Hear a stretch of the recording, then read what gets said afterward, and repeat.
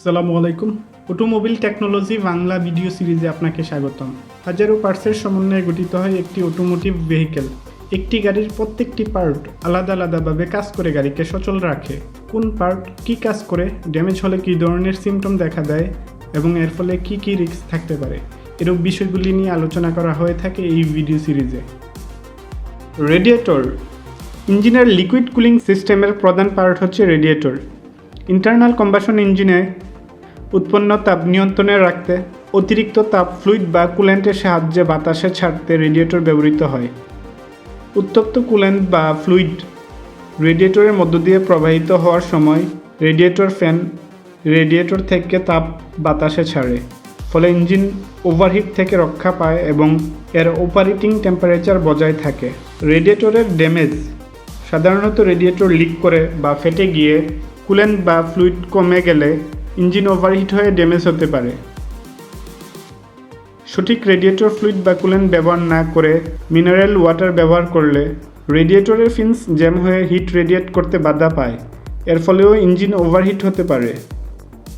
গাড়ি নিয়ে trouble free চলতে নিয়মিত রেডিয়েটর এবং এর ফ্লুইড চেক করা প্রয়োজন।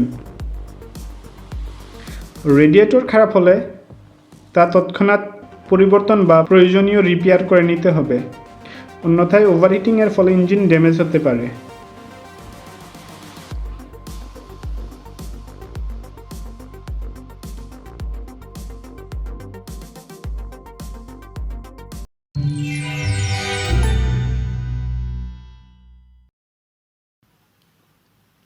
ওয়াটার পাম্প ইঞ্জিন কুলিং সিস্টেমে ওয়াটার বা পানিকে প্রবাহিত করতে ওয়াটার পাম্প ব্যবহৃত হয়।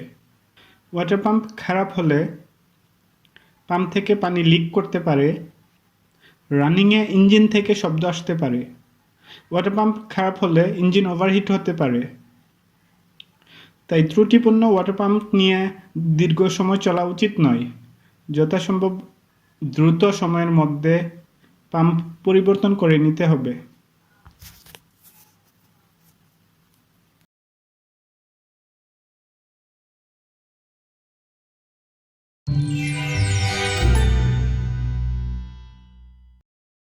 Radiator fan engine radiator heat radiate করতে রেডিয়েটর ফ্যান রেডিয়েটরের মধ্য দিয়ে ঠান্ডা বাতাস টানে, ফলে রেডিয়েটর থেকে তাপ বাতাস শোষণ করে নেয়।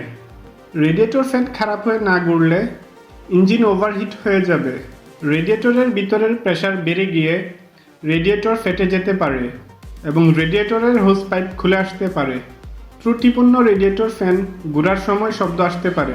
এয়ার কন্ডিশনিং সিস্টেমের কুলিং ইফিসিয়েন্সি কমে যাবে। আধুনিক গাড়িসমূহের রেডিয়েটর ফ্যান খারাপ হয়ে কুলেন্ট টেম্পারেচার বেড়ে গেলে ইঞ্জিন ওভারহিট দেখিয়ে অফ হয়ে যাবে। খারাপ রেডিয়েটর ফ্যানের জন্য ইঞ্জিন ওভারহিট হয়ে সিস্ট হয়ে ড্যামেজ হতে পারে। রেডিয়েটর ফ্যান খারাপ হলে তা পরিবর্তন করে নিতে হবে।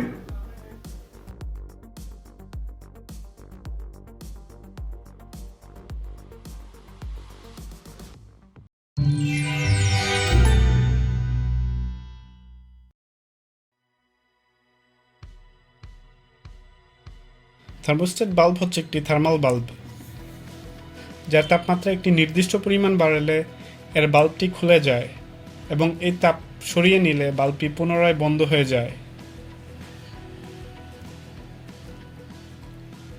ইঞ্জিন স্টার্ট করার পর এর অপারেটিং টেম্পারেচারে আসা পর্যন্ত বাল্বটি বন্ধ অবস্থায় থাকে।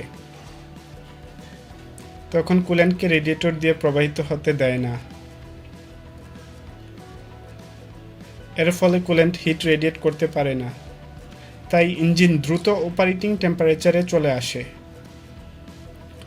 ওভারহিটিং এর ফলে ইঞ্জিন ক্ষতিগ্রস্ত যেন না হয় এবং অপারেটিং টেম্পারেচার বজায় থাকে, তাই এই তাপমাত্রায় বাল্বটি খুলে যায়। এর ফলে রেডিয়েটর দিয়ে কুল্যান্ট প্রবাহিত হয়ে হিট রেডিয়েট করে ইঞ্জিনের অপারেটিং টেম্পারেচার বজায় রাখে।